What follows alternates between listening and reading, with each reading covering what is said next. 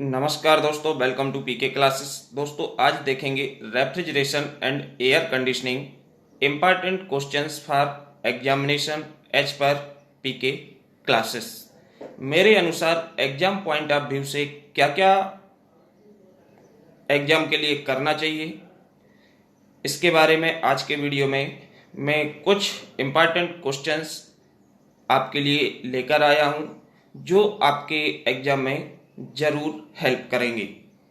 तो numericals problem की यदि हम बात करें आरएसी में, तो न्यूमेरिकल्स जो प्रॉब्लम है उसमें हमको कुछ ऐसे टॉपिक्स हैं आरएसी के अंदर जिसकी प्रॉब्लम सिंपल होती हैं या जिसको हम कर सकते हैं।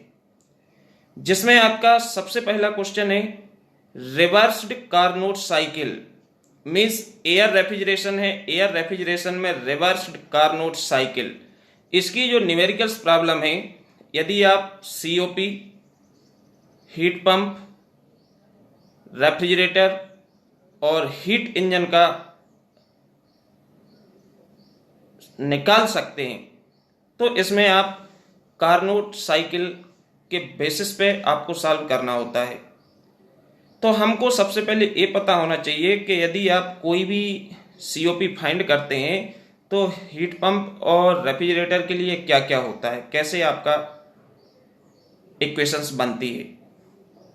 तो refrigerator work between cold body to atmosphere temperature, आपको ये ध्यान रखना है। तो कोल्ड बॉडी का टेम्परेचर अपॉन एटमॉस्फेयर का माइनस कोल्ड बॉडी। यदि हम हीट पंप की बात करें तो हीट पंप काम करता है hot body to atmosphere temperature. तो इसी के बेसिस पे इनकी इक्वेशंस आपको सबसे पहले आइडेंटिफाई करना पड़ेगी कि हम यदि किसी डायग्राम को ब्लॉक डायग्राम में रिप्रेजेंट करके यदि हम सीओपी फाइंड करेंगे तो T1 अपान T2 माइनस T1 होगा या T2 अपान T1 माइनस T2 होगा। ये आपका किसके बेसिस पे, डायग्राम में। और डायग्राम में आप तब दिखा पाओगे कि आप किसको हॉट बॉडी ले रहे हो या किसको कोल्ड बॉडी कंसीडर कर रहे हो। ठीक। सेकंड, वेल कॉलेमन या जूल साइकिल, या इसको हम बेटोन साइकिल के नाम से भी जानते हैं। तो इसकी भी न्यूमेरिकल्स प्रॉब्लम है जो कि आपकी एडियाबेटिक प्रोसेस होती हैं, दो एडियाबेटिक प्रोसेस एंड दो आपकी कांस्टेंट प्रेशर प्रोसेस होती हैं। तो इसमें आप एडियाबेटिक का कंडीशंस आपको मालूम ही होगी क्योंकि थर्मोडायनेमिक्स प्लस बेसिक मैकेनिकल में आप पढ़ के आए हो एडियाबेटिक में कैसे सॉल्व करते हैं। और इसके जो न्यूमेरिकल्स हैं ये भी यदि आप ट्राई करेंगे तो आप जरूर कर पाएंगे। इसके बाद heat pump, refrigerator and heat engine. This is a simple problem of first unit. Heat pump, refrigerator and heat engine की न्यूमेरिकल्स प्रॉब्लम भी आपको करना पड़ेंगी। साथ ही दोस्तों boot strap air refrigeration cycle. Boot strap जो साइकिल है एयर रेफ्रिजरेशन में आती है और एयर रेफ्रिजरेशन में आपकी boot strap with evaporative cooling and without evaporative coolings के दिया हुआ है सिंपल एयर रेफ्रिजरेशन साइकिल के बेसिस पे। तो इसकी प्रॉब्लम भी यदि आप टेम्परेचर एंथैल्पी या प्रेशर एंथैल्पी डायग्राम को सही से समझोगे कि केबिन प्रेशर कहाँ है, इसके बाद आपका रैम प्रेशर कहाँ है, कितना कूलिंग हो रहा है, तो एक बार यदि आप प्रेशर एंथैल्पी या टेम्परेचर एंथैल्पी को डायग्राम को यदि आपने समझ लिया तो इसकी प्रॉब्लम भी आप बना पाएंगे। वो प्रॉब्लम करना ही पड़ेगा क्योंकि हमारे पास कोई दूसरा रास्ता नहीं है। ठीक। इसके बाद आपका आता है vapour compression and vapour absorption refrigeration cycle. इसका भी चार ही कंपोनेंट होते हैं वेपर कंप्रेशन में, जिसको हम प्रेशर एंथैल्पी डायग्राम में रिप्रेजेंट करें तो आपका condenser, evaporator, compressor and expansion. इसका डायग्राम आसान होता है और उस डायग्राम के थ्रू इसमें भी आपको एंथैल्पी वगैरह फाइंड करना पड़ती है, सीओपी फाइंड करना पड़ता है, तो वो आप निकाल पाएंगे। और आप नहीं निकाल पा रहे तो आप अभी से प्रैक्टिस में लग जाएं जिसको आप सॉल्व कर सकें। और साथ ही दोस्तों जो भी छात्र पीके क्लासेस में फर्स्ट टाइम है, जो अभी भी पीके क्लासेस से नहीं जुड़े हैं, वह चैनल को सब्सक्राइब कर लें एंड वीडियो को लाइक करें जिससे आने वाला लेटेस्ट वीडियो आपको समय से मिल सके।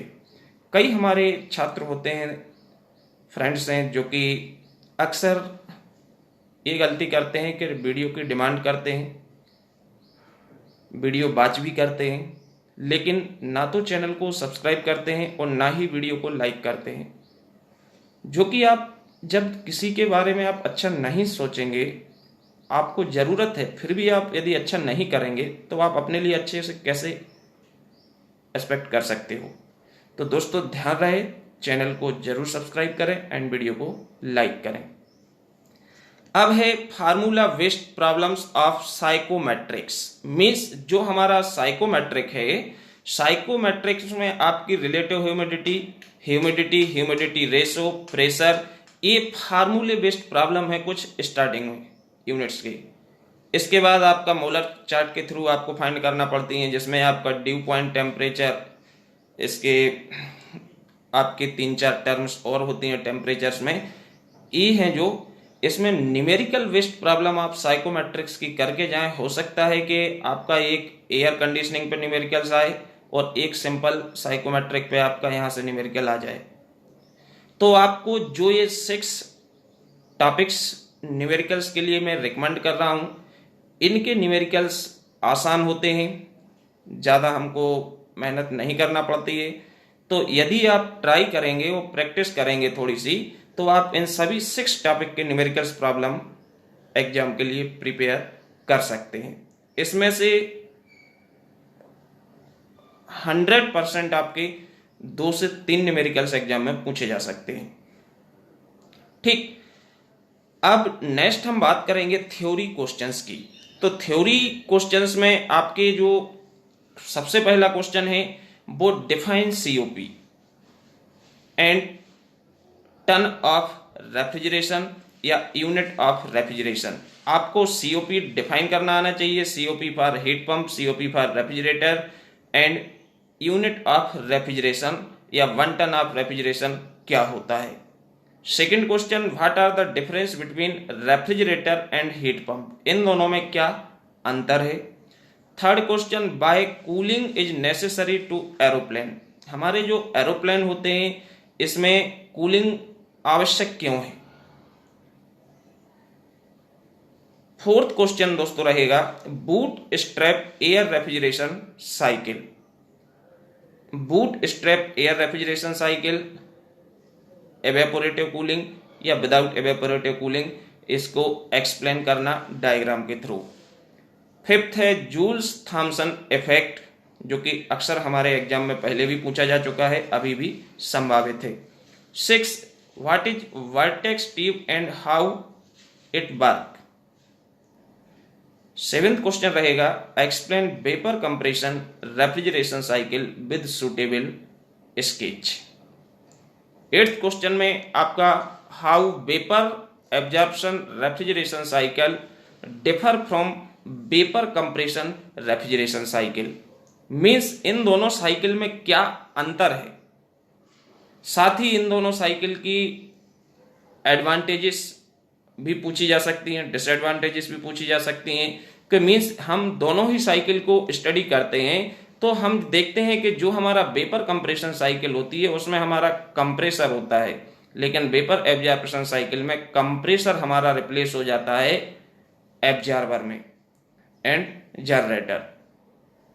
मीन्स तो ये आपको डिफरेंस बताना है, तो इससे क्या फायदा है और क्यों करते हैं। क्लियर।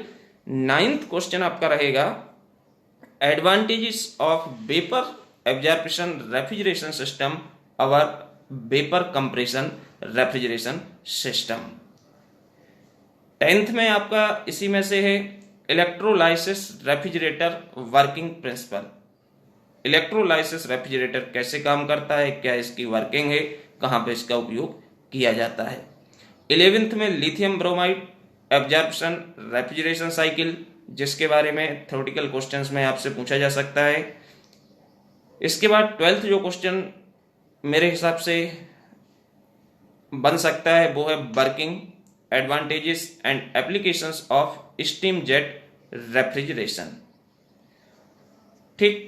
13 क्वेश्चन है right short notes on cascades refrigeration system, production of dry ice, या एयर लिक्विफिकेशन सिस्टम, जो कि इस प्रकार के क्वेश्चंस अक्सर हम अपने right short note means 8th number के क्वेश्चन में पाते हैं, और इसको वैसे इसके पहले भी पूछा जा सकता है।